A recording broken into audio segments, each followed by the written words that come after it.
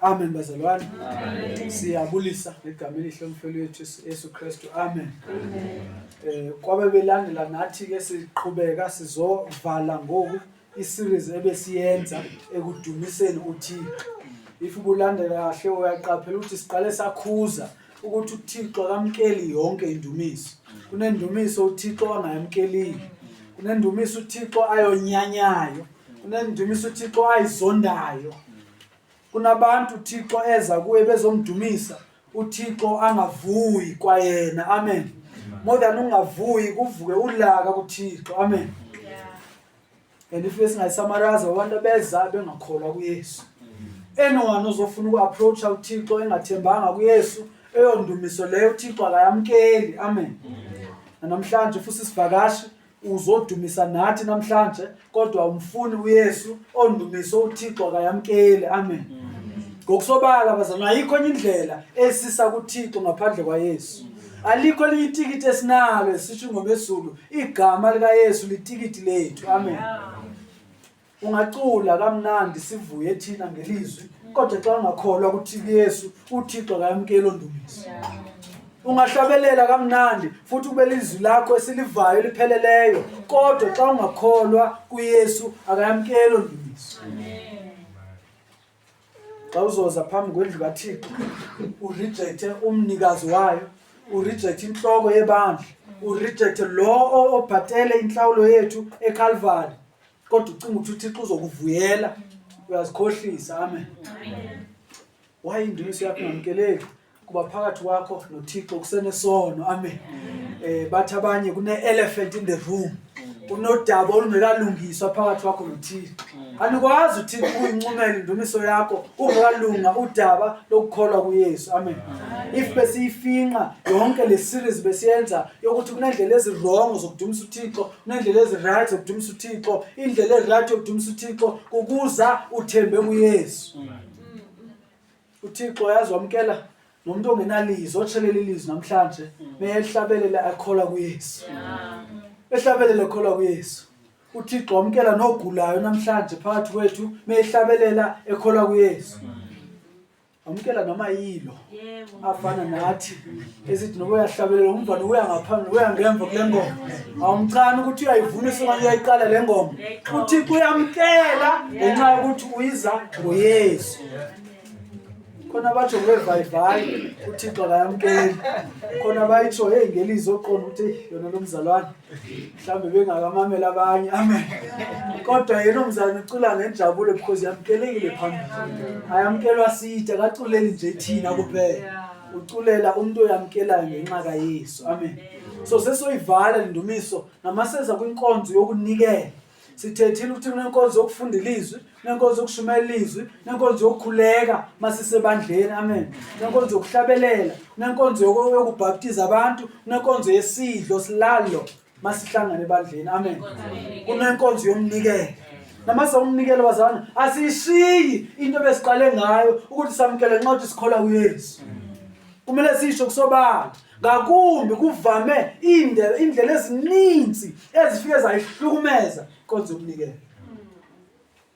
Ngibukela ngimangala nisesikolweni kwaZulu Natal, ngibukela indoda lapha isithi come I will dance on your money.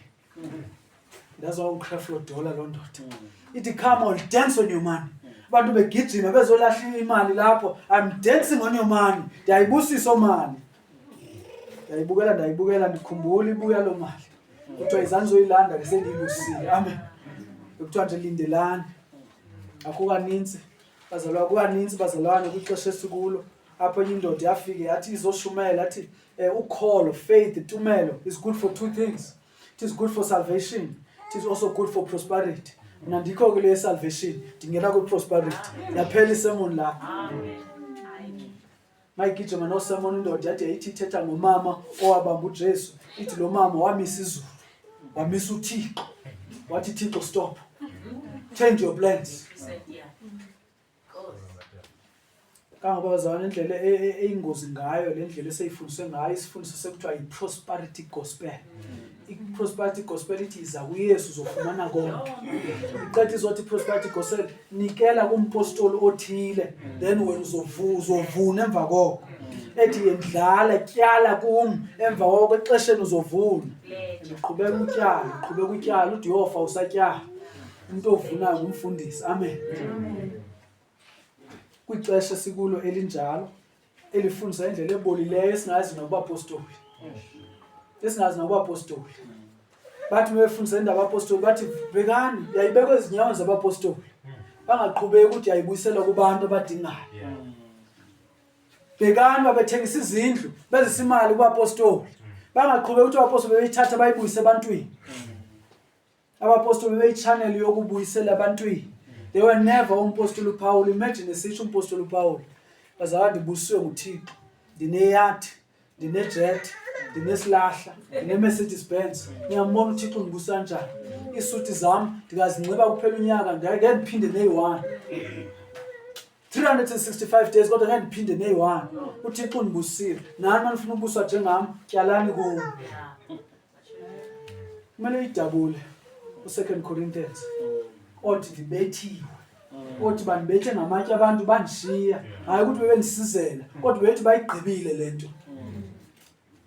Ndiwe nemikhumbi, ndibethwa ngamaJuda, ndibethwa ngabezizwe. Ndibe nentsuku apho bengingalaleki, ndibe nentsuku apho bendingatyi, ndibe nentsuku apho bendingalina impahla neyokunxiba impahla. Ngumpostoli. Azana ingozi lento basake sahlangana insizwa.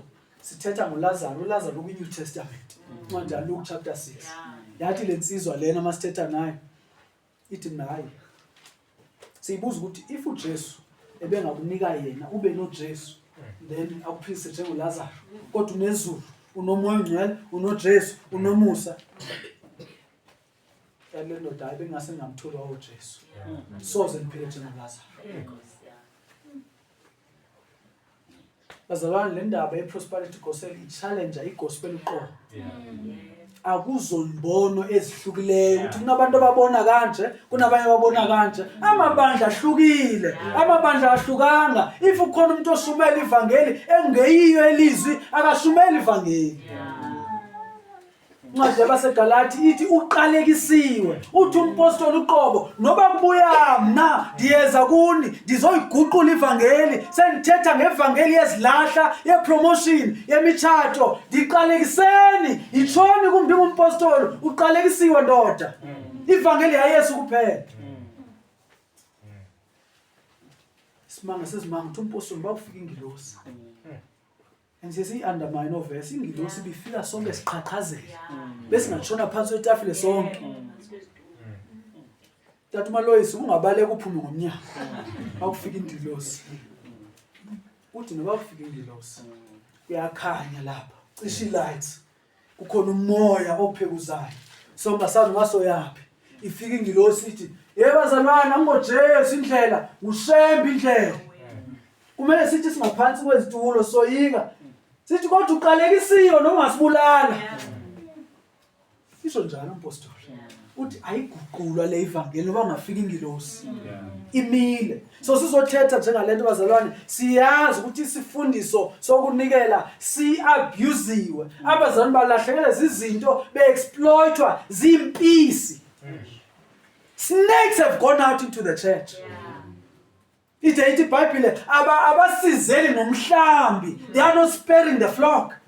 Incwadi yeZenzo chapter 20 uthi umpostoli kuzofika impisi azomangaza umpostoli athi ezinye zovuka phakathi kwenu zifundisa into ezibhexeneyo zilanda abafundi ukuthi bazilandele.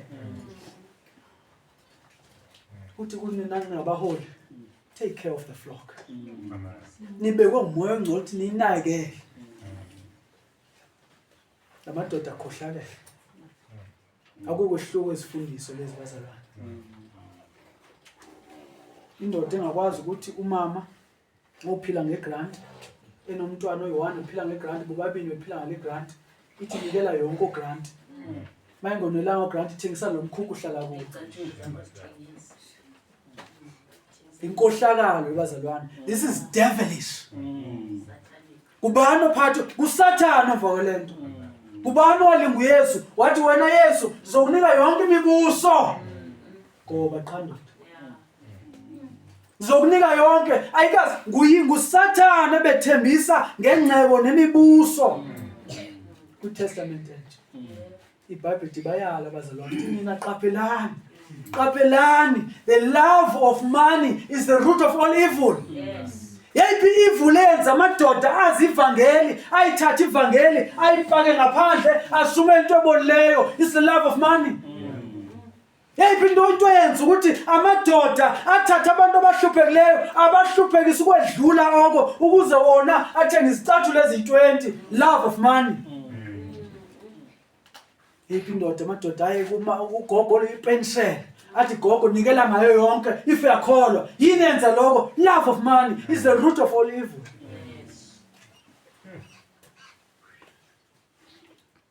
Imbi lonto ayifaniswa abazalwane. But masibuye kuthi ikhona ingozi ayifani leya imbi ukwedlulisela. But kunengozi ke ngokulaba sebethola inyani. Laba sebethola inyani yazi ingozi yabo intoni? If ingozi yabo is the love of money, lapha ingozi is the love of money. Is the love of money. Kukhona beza kumabandla right ashumela ivangeli so that ninikele ifikele ebandleni right. Don't ask me about ukunikela ndisebandleni right. I still have the love of money. Ebendinayo ndile kumpostoli ndinayo nalapha ndibonga inkosi ukuthi ngifike kwibandla elizondivumela ndibe nayo. Lowa exploiter kwi love of money endiphazamisa ndifike kwibandla elinganiphazamisile. Yini ngesulu ingoqo? Ndingaba ingoqo kwibandla elirayithi. Ndiyawathanda amabandla amabaptist, ndiyawathanda amabandla reformed, ndiyawathanda amabandla aqondisa ilizwi kuba ndiyakwazi ukuba ingoqo ndinganikele kubantu kodwa ndibe ngumzalwane. They are unlike Joel Osteen. Akafani noCreflo Jola, akafani noChris Oyakhilome. Lama bandla akase-exploit. Athi lama bandla isandla sakho singahlala epokothini kuphela 10 years. Abantu basokole ebandleni ungabancedi. And bless God, you are still going to heaven. Abanye benu bazalwane nize lapha ngenxa yokuthi asithethi ngemali. Anizanga ngenxa yeSu.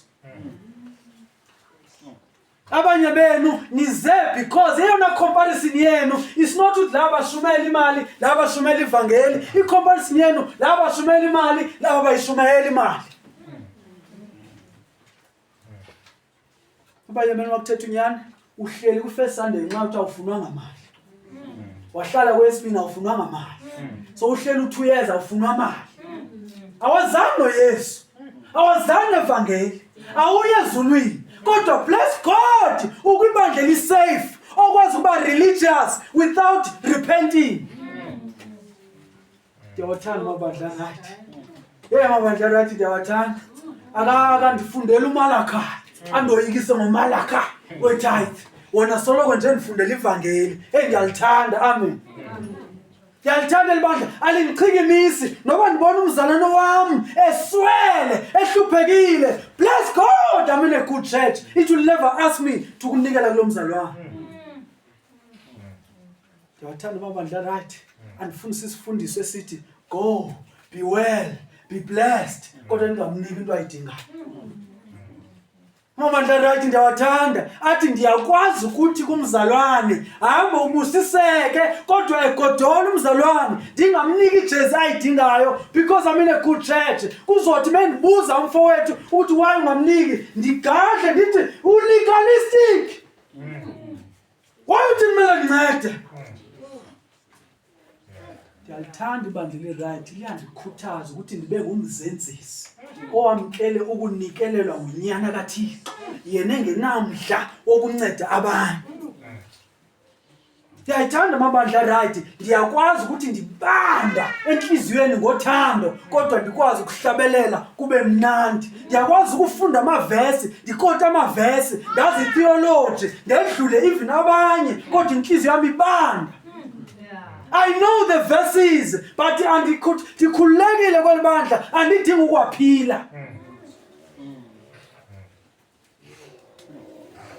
Isebandleni rakho sokujabulile ndithi. Ijabulile bazalwane. Anihlutshwa. Amen. Uyasihlupha umpostoli asifunda.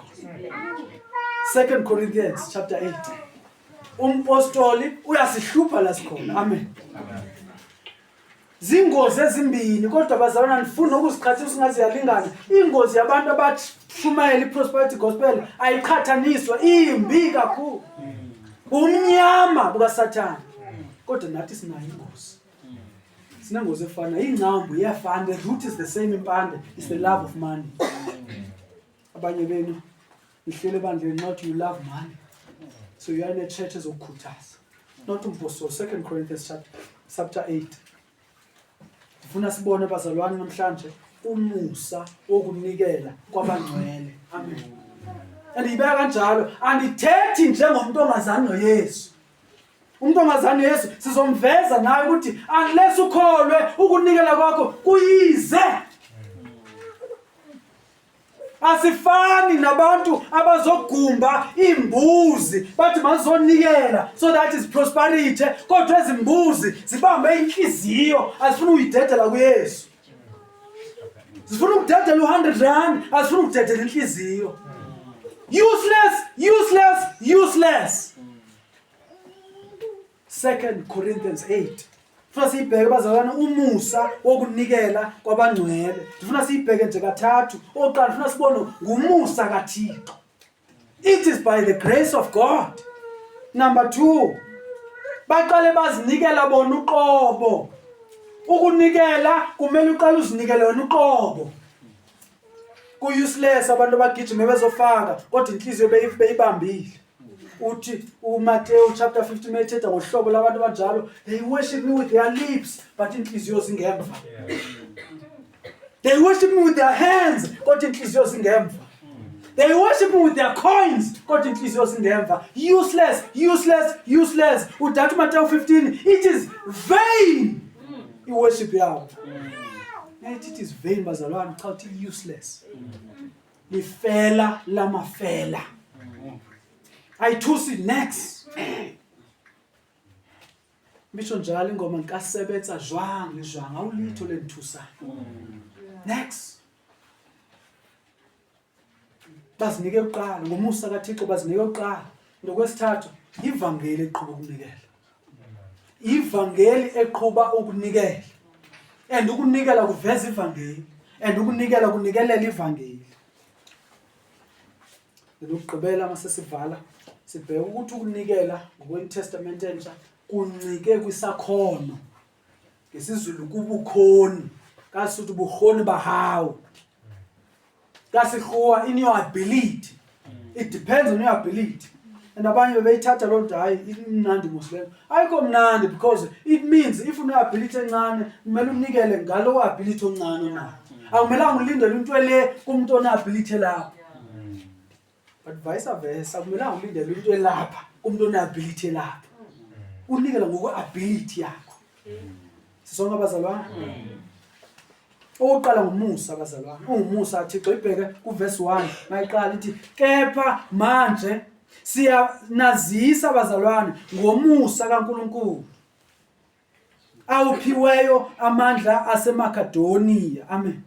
Yanduziqonde abazalwane ibandla laseJerusalem apho iqale khona indaba. Pentecost chapter 2 wezenzo apho iqale khona indaba. Ibandla liyakhula eJerusalem. Malikhula kunabantu bebezile abezizwe. Yakhumbula kuthethwa izilimi ezihlukileyo abantu besiva. Bathela abantu bebeseva umpostoli uPeter eshumayela. Bathi singenzani na? Wathi uPeter phendukani nikholwe. Mebephenduka bekholwa bathi ndibuyelane ekhaya. Alikho ibandla ngemva. alikho ibandla eSidiya, alikho eSiriya, ibandla lisilapha eJerusalem. Abantu siyahlala la.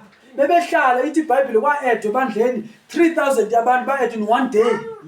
Kwaqhubeka landa ibandla, ngokwanda ibandla kwaba khona ke nguyisiprofethi sa-Agabus kwincwadi yeZenzo chapter 11 esithi uzoba khona indlala eJerusalem, not just eJerusalem, kwilizwe kuzoba khona indlala at the time. U-Agabus, amen. Makufika lo ndlala lasokola ibandla laseJerusalem elibulona belithumela abantu ukuthi bohambisa ivangeli.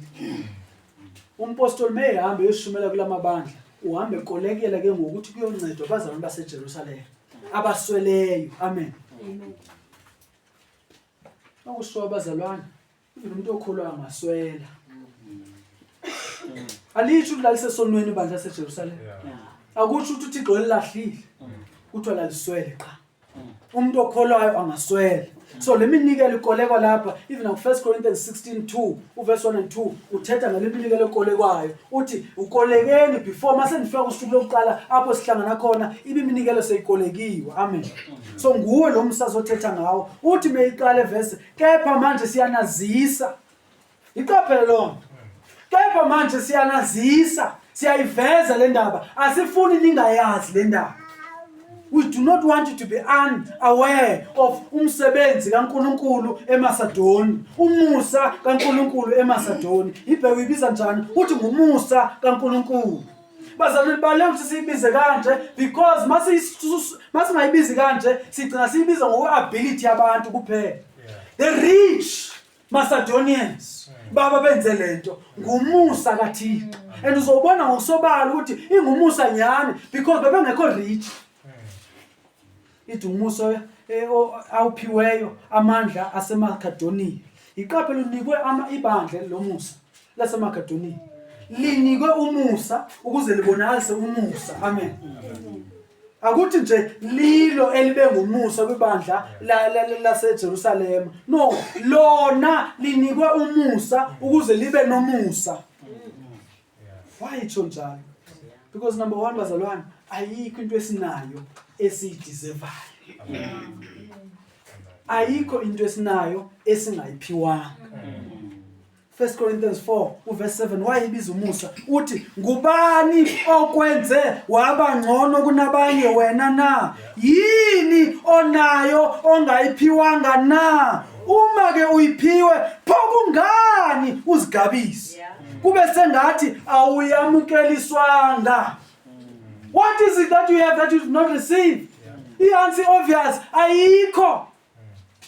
Umphefumulo luphiwe. Umzimba ukwazi usebenza luphiwe. uThixo angawucisha anytime. I-resources ndiphiwe, umsebenzi ndiphiwe, i-ability ndiphiwe, ulwazi ndiphiwe, ingqondo ndiphiwe. Ayikho into engayiphiwanga. Uyibona apho uyiphiwe, uThixo meyicika akubekwe kwikhoma, kuphelile ngawo. Ukuba clever kwakho useless. Ngungumusa nxa ukuthi bakuphiwe even ubukhoni bokuthi bancede abanye. Therefore kumele iphele ukuthi imali ndisebenzele. Waye ngamele ngincede ukhanye dini. Ndiphiwe nguThixo ukuthi ndincede abanye. Ngumusa. Amen. Kodwa ubheke lo musa uthi uveza njalo verse 2 uthi ngesikhathi esinzima sokuvivinywa ukuthokoza kwawo ngamabandla aseMasedoni kwawo kwavama ngisho esebuphofini ubumpofu usukleya to be poor in their poverty. Kodwa iqaphela uthini kwinhlupheko enkulu, amen, esebuphofini obukhulu kunalokhu kwanda ukuphana okukhulu kuwo. Imethe engacaciwe wena. Banovuyo, banokuthokoza okukhulu okuvamayo. Lokhu kuthokoza lokhu bese buphofini obukhulu kakhulu. The matter is extreme poverty. Nansi bayibhala la. Extreme poverty and great joy equals generosity. Kanjani? Ukuhlupheka okukhulu nokuvuya okukhulu kulingana nokuthi kube ukunikela okukhulu. Akuyomesi ecacileyo leyo. Amen. Athi imesi zeBhayibheli zinjalo. Bathi abanye befundisa ukuthi ukuthola izinto is great gain. Bathi godliness is a means ukuthola ingcebe enkulu. Azoyitshintsha imethu umpostoli athi ukwesaba uThixo nokweneliseka kuko okuyinzuzo enkulu. Azayiqapheleni isho njalo libandla. Ungconya ibandla belihlupheke kakhulu, babe lingahluphekanga emuseni okunikela. Amen. Iqaphele bazalwane, lo Musa lo akanampoqo. Iqaphele indlela ekhulunywa ngayo uverse 3 uthi ngokuba ngifakaza ukuthi anikela engaphoqiwe ngokwamandla awo nangaphezulu kwamandla awo. It was sacrificial giving, but ibinhle ngenxa ukuthi bengekho umuntu obaphoqileyo. Imbi xa iphoqiwe. Ngithi incwadi yabaseProverbs umuntu uyafika kunika ukutya athi itya ndoda kodwa ngaphakathi abebala ethi yo umbheke uzotya nyana uzokugqiba ukutya. Kukhona abantu abanjalo. Omuntu akubuze ngakunini ulambile mfo. Ukuphi ukutya? Ngathi right kodwa mawufuna ngakunini. Uthi mawuthatha nawe ivinhliziyo ibheka le. Yayibekwe yo.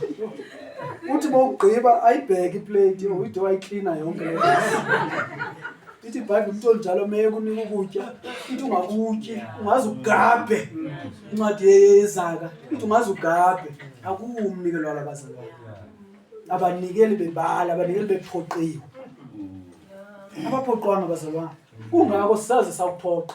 Noba abazalwane noba ungaphela i10 years abazalwane benganikeli ebandleni soze sikuphoqa. Will never change methods zelizwe. Soze silitshintshe nxa uthi ku desperate yabazabanikeli mase nama strategies. Bapho JJ no JD. January to June, July to December. Bapi nyabayeka abanehluli. Izamon. We'll preach the gospel. We'll preach the gospel. Ayiphoqe soze bazalwane. Nditsho lo nto bazalwane noba ningafa ngomso ufika omnye umuntu akuphoqwa. Isuka ngaphakathi. Bibhili ithi abaphoqiwe ngokwamandla awo. Ngokuverse 4 yiwona asinxusela kakhulu ecela umusa wokuba ahlanganyele ekukhonzeni abangcwele. Almost like abapostoli bebethi hayi ngeke nihluphekile nina. Bathi ngeke usuka sithi. Nathi sinako omncinci. Sine-10 rand impostoli ithathe nayo. Ngeke abafowethu eJerusalem balambe. Never. Masilamba solamba sonke abapostoli. Abapostoli bayabashiya bona. Hayi abapostoli banamhlanje. Abapostoli banamhlanje bafana even noJesu. Khuluma uJesu uthetha ne-rich young ruler. uJesu wabonikela kwabampofu wena unilandele. Abapostoli banamhlanje bathi nikela kimi unilandele futhi mina uye uJesu. Ungayoyilahla imali kwabampofu. Uzoblesseka kanjani? Bazoblessa ngepoverty. Bazothatha igeneration cases zabo zibekuwe uyonikela kubo. Nikela kimi nam prospering. Not umpostoli. Bapostoli lapha libandle liyabancenga. Ibandle linjani la ngaze ngilibone. Amen bazalwane. Bathi ngeke nalibona bazalwane ngiyabona even la ebandleni. Khona bazalwane bafikileyo abakholwayo. Bafika sithulo hamba iveki. Bafika uphathe abo umzalo ngicile zonibuzwa kanti kunikelwa nina ebandleni. Kunikelwa nina mfundisi wami. Kunikelwa kuphi? Andiyabona ithuba kunikelwa. Amen. Akaphoqwanga akho umuntu uyamudla ukuthi ndiyimember yebandla ndijoine usapho ifamily lenkonzo isuka ngaphakathi abanxusa sine noba sine 5 rand sinikele please bazalwane ungumusa kathi ukunikela ngumusa kathi indlela ayibiza ngayo umpostoli ubheka uverse 6 nendlela ayibiza ngayo still uyibiza ngomusa uthi saze samncenga uThithu njengoba esevele eqalile phambilini ukuba nakini awufeze futhi lo msebenzi womusa. Verse 7 kepha nakuba nivamile konke ekukholweni emazwini ekwazini nasekukhuthaleleni konke nasothandweni esinithanda ngalo manje nivame nakuwo lo msebenzi womusa. It's the act of grace. Amen. Therefore komphakamo. Ngamele ebandleni kuba khona abantu abaphakamayo. Athi bazalwana emnandi bethekile kule nyanga so ngizobeka nje 3000. Nasho njalo. Kube indlela yokuthi abantu baziphakamise ebandleni. Kumusa. Kuzoba i-show off mabandleni. Ade ohluphekile yaswele because it's a competition of labo banakho. The haves and the have-nots in the church of God. Khohlakala lokho. But number 2, abathathanga nje umusa. Uthi umpostoli sebenza lo musa baqale bazinikela ngabona kuqala. Verse 5 ubonile. Uthi lokhu akubanga njengokuba sasilindele kodwa azinikela wona kuqala enkosini nakithi ngentando kaNkulunkulu. Amen. Baqale bazinikela enkosini then bazinikela ke nakubapostoli ukusiza ibandla laseJerusalem ngokwentando kaNkulunkulu. In other words, baqale badedela inhliziyo before badedela ipacket. Your wallet is useless if your heart is not in the Lord. If ukholwa namhlanje anifuna ukukhohlisa uthi uzoncedela ibandla, hayi ngiyalinceda ibandla mina. Makunikele mina useless. You're going to hell if uzinikela enkosini. Your money can't save you. The rich ruler ya-reject uYesu yahamba ngenxa yokuthi ifuna ukugcina imali yashiya ukuphila okunaphakade. The rich man and Lazarus waphila sisityebe kodwa emva koko wafa wayesogweni.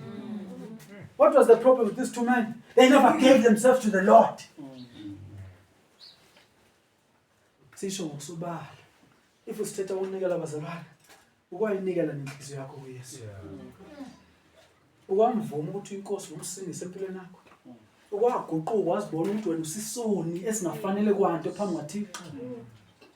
Ayithenga insindiso. Akathenga umoya ongcwele. Ayithenga izulu. Alithengwa sithi lithengwa nguJesu. It's a dangerous thing. Abantu bagcwalisa istadium. Kuyonikela abantu abazinikelanga. Kodwa bazozinikela njani bengayishumelanga ivangeli? Bazozinikela njani ukushumele uBishop athi ungashumelanga the Lord Jesus? No, asifuna ukukhohlisa even akuSunday school nibancane. If awunikeli ngempilo yakho kuYesu, it's useless anything else oyenzayo. Including ukunikela. Hayi mfundisi ngeke yaniphoxa ngoku. Nasoze nibesanikela bebandleni. Awunganikeli, nikela impilo yakho kuJesu. Noba unganikela impilo yakho kuJesu, ulishiya ibandla esilonge sohlangana khona ezulwini. But unikela ngemali kodwa urefuse ngenhliziyo, ngeke sihlangane. You are going to hell. No, the grace yokuqala kulabazalwane yokuthi kuqala impilo zabo zibe sesandleni sikaThixo. Then ke kuThixo asebenzise ukunceda abantu. We never buy insindiso ndiyiphinda nguwe ekumele uguqe phambi kwaThixo. Awuncedi Thixo wena. Uthini umpostoli uncwadi yezenzo kathi 17. Uthi umpostoli lo Thixo thina simkhonza asazi lo avamileyo kodwa lo weBhayibheli uThixo ibeka indlela umpostoli ethetha ngayo incwadi yezenzo 17.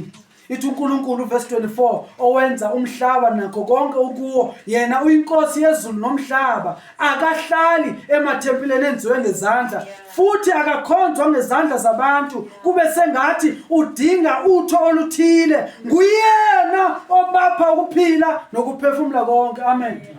Incwadi yamaHubo chapter 50 idisho izimanga mayithetha ngabantu abazisa imihlatshelo kuThixo kodwa inhliziyo zabo zingekho kuThixo. Ithi anazi na uthi ndikumnikazi wenkomo ekwintaba ezingamawaka. Amen.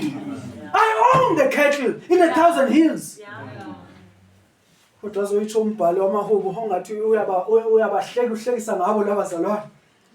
Athi uthi uThixo kubo if benilambile bengene nimbikele nini. Bengene nisendele imessage. Xa benilambile bengene zoguqa boni.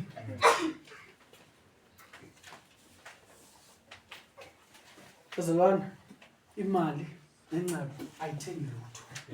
Igazi likaJesu elithenga insindiso.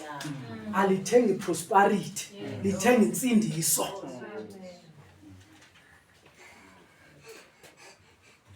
Uzinikele kuYesu. Inhliziyo yakho ibuswa nguye. nguYesu labusa lenhliziyo engenovelwano nomzalwane wakho osokolayo. Nansi indlela abazonazi ukuthi ni babami ngenxa ukuthi niyathandana. Kusekwa nguYesu lawo owenza ukuthi ubone umntwana phange ngemva osweleyo kodwa igodla inhliziyo yakho. Awukazinikeli uqala nansi ingxaki.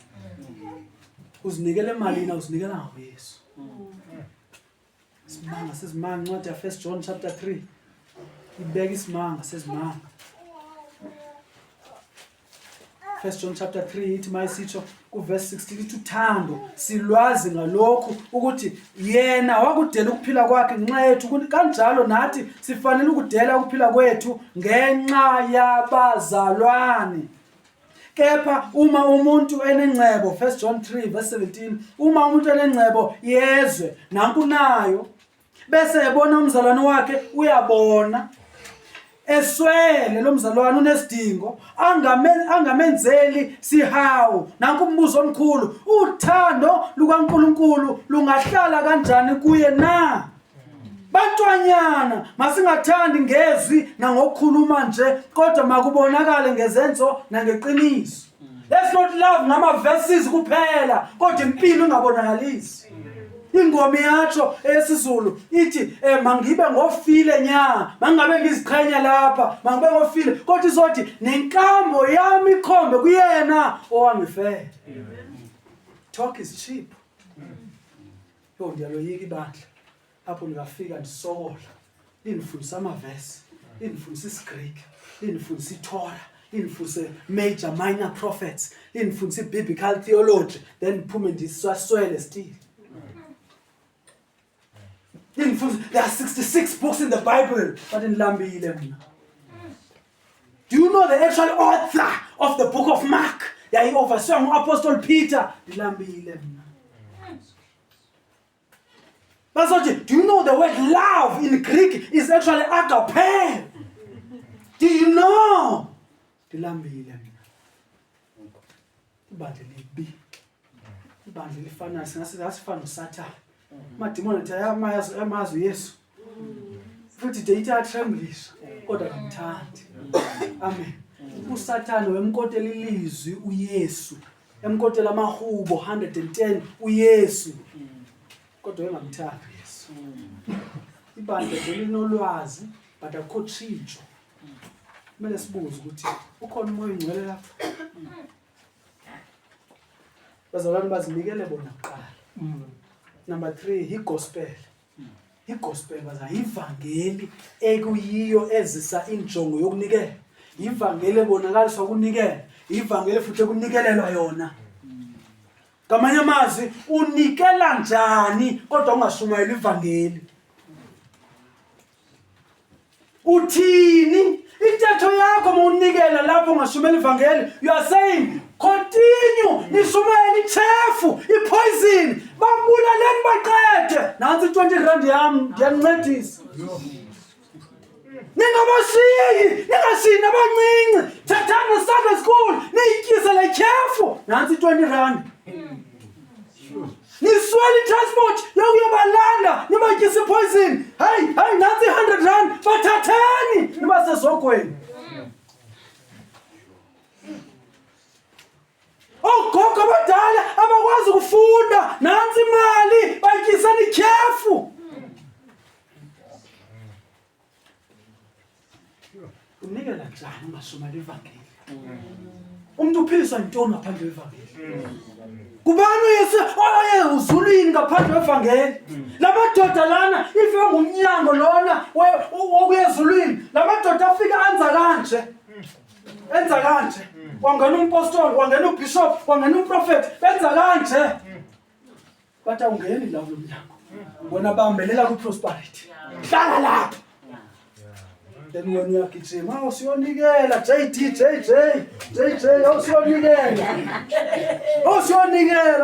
usiyonikela Amazon ufuna uyibeka ngendlela ongacacanga. You should repent for having supported abantu abangashumeli ivangeli. Andithi abantu abangabizwa nge-Orange Farm Reform Baptist. Andithethi ngegama lebandla ngoku. Andithethi nge-denomination. Ndithetha abantu abangashumeli uYesu ofileyo eCalvary. How did you support them? How could we support that? Besiyithanda le vangeli. Ibheke indlela ebeka ngayo la ku2 Corinthians 8. Verse 9 uthi ngokuba niyawazi umusa wenkosi yethu uJesu Kristu ukuthi ngenxa yenu waba mpofu nakuba ayecebile ukuze ngobumpofu bakhe nina nicebe. Amen. Akuthethwa ngengcebo. uYesu wengenamali ezulwini, akho mali ezulwini. Akuyongcebo uJesu wengenamali ayiphethe ezulwini. Uyaliona lonke umhlaba definitely, but ezulwini kuba ukhona kwaThixo akho mali ephepha pha.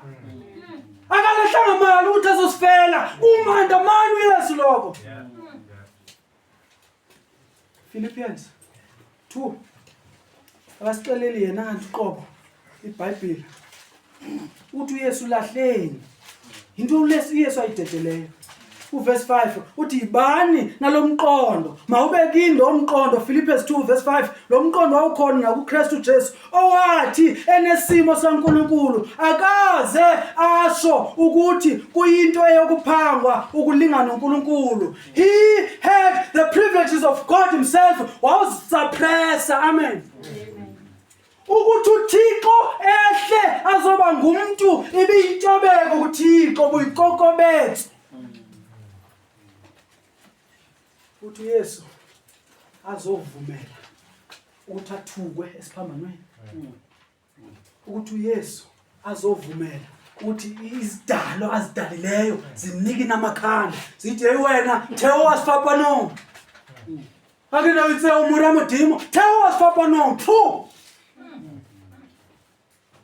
Ukuthi uYesu kwizidalwa zakhe azozivumela zimbethelele emthini. Ukuthi uYesu izidalwa zakhe azozivumela zimthuke zithi ukhupha amadimoni ngoBeelzebub. Wabamba ama-privileges obuThixo wagodla ukuze asindise. Akaphelanga, akawayekanga, akakazi ukuthi Yesu ayeke ukuba nguThixo. Wabamba ama-privileges athile okuba nguThixo ukuze abe sisicaka, isicaka esizofa nokufa esiphambanweni. Isho njalo lencwadi ithi ibheke owathi enesimo saNkulunkulu akazi asho ukuthi kuyinto yokuphanga ukulingana noNkulunkulu. Verse 7 kepha wazidela wathatha isimo senceku wazalwa waba ngumuntu wabonakala enesimo somuntu. This was humility. Verse 8 wazithoba elalela kwaze kwaba sekufeni. Not just any death, ibimbi kwakuthi uYesu afe emhlabeni. But not just any death, akagulanga iflu uYesu. Akafanga cancer uYesu. Ithi lapha kwasekufeni, yebo ekufeni kwesiphambano. Ngamanye amazwi ukunikela kwethu siyaqonda ukuthi kwasuka indoda yasezulwini eyipheleleyo eyayingadingi ukuza lapha. Siyaqonda ukuthi ngokunikela uThixo zange ayigodle indodana yakhe, zange amgodle unyana wakhe, kodwa wamdedela ehlabathini ukuze azosindisa izoni ezifana nathi. God did not spare Christ. If ukhona umuntu okumele amgodle uNkulunkulu angamdedeli nguYesu. If ukhona umuntu okumele amdedele uNkulunkulu angamgodli sithi. Sithi bomele seCalvary. Sithi bomele siyathufela. Sithi bomele abantu banike namakhanda ongathi babona into enyanyekayo. Look at the Son of God. Babona isikam. Scam saselizweni. Garbage. Even nonyawo bezange batreatwe njengoYesu. We are driven by umnikelo. Sinikela ngoba sinikelelo. Sazi nikela, then siyanikela. uNkulunkulu unikela. ukuze thina sizinikele kuye. Masizinikele kuye sikwazi ukunikela. If wamkela ukunikela kukaNkulunkulu unyana wakhe, ku-useless ukunikela kwakho. Kuba ukwazi nokuzinikela wena uqobo. Until wamkela ukuthi nguYesu owenze umsebenzi oqala. nguYesu otogqityiwe. nguYesu olungise ingxaki yethu yesono. nguYesu obeyibridge phakathi kwethu noNkulunkulu. nguYesu okwaze ukweqa ibonda lesono ebelisivimbela thina noNkulunkulu. nguYesu owenze ukuthula phakathi kweentsaba ezimbini uphakathi noNkulunkulu nathi besizondana. nguYesu omngenileyo ngegazi lakhe waba ngumlamli phakathi wethu. Therefore siyanikela. Ugqibeleni bazawasinikela kungumusa, kumele sizinikele kuqala ukunikela kusuka kwivangeli. Ugqibeleni sinikela ngobukhoni hayi ngempoqo. Uye ku-2 Corinthians. Sesiyivala 2 Corinthians chapter 9. Uye chapter 9. Yes, uyibheka kwi-Bible study so ngeni bemde because if uyayibheka kwi-hymn book yethu, kwi-hymn page ngemva so besibheka yona kwi-Bible study the passage. Kodwa nje ukuthi qaqa kancane uverse 6 wakhona kepha nakho ohlwanyela ingcosana uyakuvuna ingcosana. Nohlwanyela kakhulu uyakuvuna kakhulu. Ayibhalwanga uKreflo dollar lilizwe. Amen. Ayibhalwanga uKreflo dollar lilizwe. How you sow is how you reap. Amen. Isho njalo. But iqaphela iphelele kuverse 6. Bayishiya kuverse 6 wosatyisa umzalwane ayosaba ayonikela ngendlu yakhe yonke. Verse 7 ngakho ke ngenxa yalokho kusho kuverse 6 ngakho ke yilowo nalowo makanikele njengalokho enqumile enhliziyweni. Why mfundisi ningasosabisi every Sunday? Because into kumele inqume enhliziyweni usekhaya. Samkela umnikelo akusiququzela ukuthi unikela sokosabisi. Nikela lo unqumileyo. Ivangeli uyithanda usekhaya, uyithanda bosofika esontweni kuphela. Kumuntu ongakholwa umuntu okhunjuswa nje ivangeli befika esontweni, Monday to Saturday uyayilibala. That's an unbeliever. A believer uyazi Monday to Sunday. Ukuthi I'm a believer because of what Christ has done. Ndiphila nebandla nosapho, therefore ndiyanikela. Therefore inquma eyedwa. Number 2 inquma wedwa uchaza ukuthi ubheka lapho unobukhoni khona. Yabhilidi ibheke ithi ndiphina ngokulahleka. Ngakho ke lona lo makanikele njengaloko enqumile enhliziyweni kungabi ngokudabuka. Isinkundla lapho kubathi nikela uzudabuka. Ongekadabuka okanikeli. Ncima ikuncince lento yokunikela. Mayitswele mayibe ibuhlungu manje lento. Ayingabe ngokudabuka. Not in grief. Not ukusola. Not ubuhlungu. Ubuhlungu uza nempoqo. Noma ngokucindezelwa. Isho njalo bazali ungakho ndithi soze siyitshintshe. Ukushumayela kwethu indaba yokunikela ayincikanga ukuthi nenzani, incike ukuthi uthikutheni. So noba ninganikela, noba ninganganikeli, soze sibe nencindezelo lapho. Incindezelo kumele isonga phakathi. Kuthando lukaKristu nebandla. Kukwazi ukuthi niphila nosapho. Kukwazi ukuthi ivangeli ngifuna ihambe, bengikade ndigijimisa ipoison. Ngoku ndithola ivangeli enyani, yiyo kumele ihambe. Hayi impoqo. Ungakho asikubalela asiyishumayeli nendaba 10% bazalwane. Akho mabandla ayishumayela futhi enza kahle because I understand ngolohlobo. Asi-understand ngolohlobo thina asinampoqo ibikhona kumthetho kaMoses. Why is it njalo? Because iyaqhubeka le verse. Isimanga severse ithi hayi ngokucindezelwa. Why kumele singacindezela abantu thina lapha? Ngokuba uNkulunkulu uyamthanda onikela ngokuthokoza. Ithi ngesingezi God loves a cheerful giver. God loves the Macedonian givers. Abathi impostoli ungasiyi thatha nansi 10 rand yethu. Cheerful giver ayibotshwanga kukoyikiswa ngumfundisi. Cheerful giver ayithreatenishwa ngumfundisi. A cheerful giver ayithenjiswa nje kuphela. Unganikela uzothola lokhu ithenge uThixo. ayithengi uThixo. A cheerful giver njengabasemasedoni inikela noba ihluphekile noba emva kwaseyinikele izoqhubeka ihlupheke. I-cheerful giver i-give because it is joyful. Soze sikuphoqa. Monganikeli sosho ukuthi ingxaki is joy. It is cheerful. Onikela ngokuthokoza. Thina sothi ingxaki intokozo. Intokozo yini ingxaki yayo? Why ungena intokozo enkosini? Ubuyele lapho. Amen bazalwane. Soze saphoqa. But kubazalwane abanevangeli ephila ngaphakathi abadingi uphoqo. A cheerful giver does not need uphoqo. A cheerful giver njengomzekelo lo bendiwutsho. Umzalwane ofu wathi ayibafundisa. Hayi ngeke it's been 3 weeks. It's been so long. Kunikelwa kuphi kanti lapho?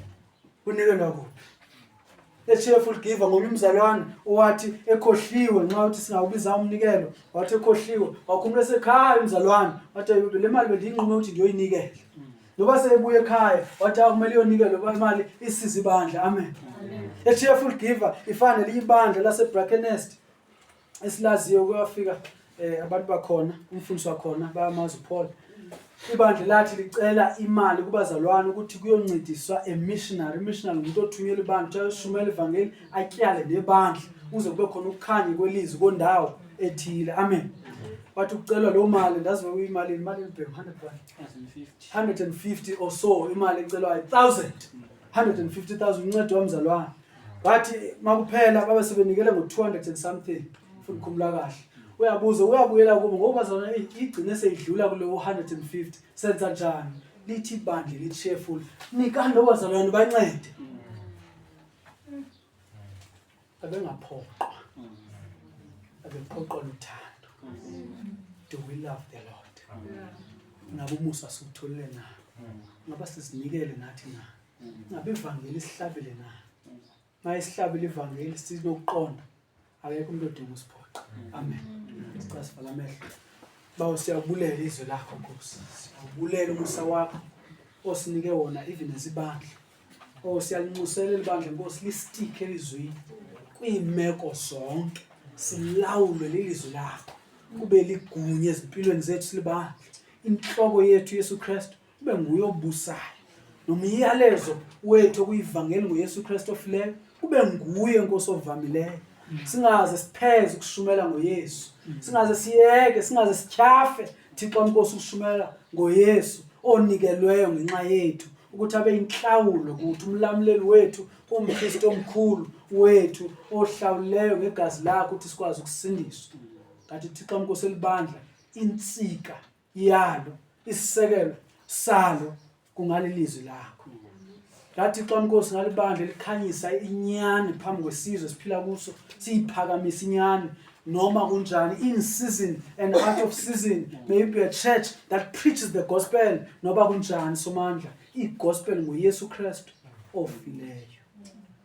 Siyayikhumbula inkosi yethu eyafayo ezingcebo esiphambanweni eyafa as a criminal on that cross.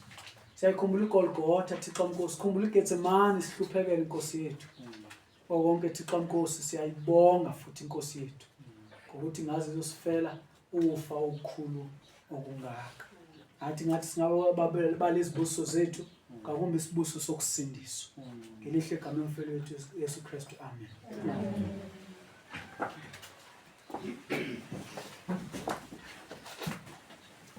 Siyabonga bazalwane izwi